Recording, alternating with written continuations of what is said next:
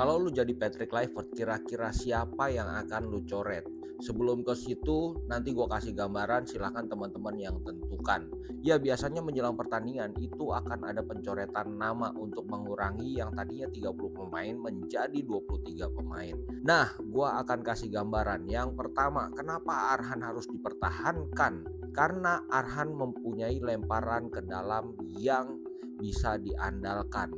Lemparan ke dalam itu ibaratnya sepak pojok tapi nggak perlu sudut. Lemparan Arhan bisa sampai ke depan gawang dan kemungkinan menghasilkan peluang. Ini kalau di Wiro Sableng mungkin sebutannya jurus kunyuk melempar buah. Nah, yang kedua adalah kenapa Nathan harus dipertahankan? Karena Nathan bisa berbagai posisi, gelandang bertahan, center back sebelah kiri maupun wing back kiri. Jadi kemungkinan kalau saat ini center back hanya 5 atau bahkan ada kemungkinan Hilgers diragukan apakah fit atau enggak, Nathan sangat layak dipertahankan karena bisa menjadi pelapis di situ. Dan secara body Nathan juga lebih besar kemungkinan kalau untuk berduel dengan orang yang punya badan besar akan menang.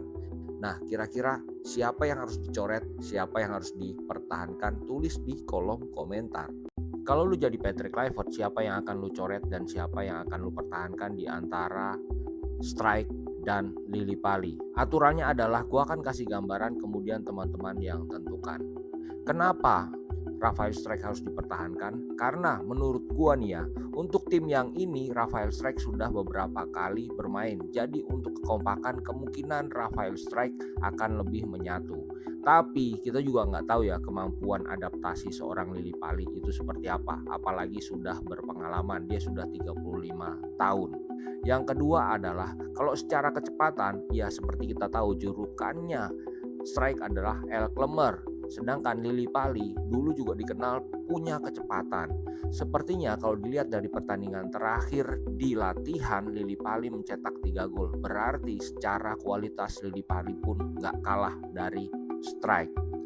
Nah, secara posisi Lily Pali bisa bermain di sayap, di tengah, bahkan striker.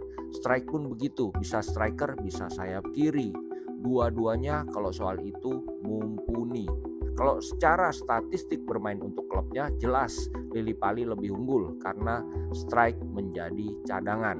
Nah, kalau lu jadi Patrick Kluivert, siapa yang lu coret? Sedangkan Patrick Kluivert pernah bilang kalau untuk menempati posisi di tim nasional, jam terbang di klub sangat menentukan. Silahkan tulis di kolom komentar.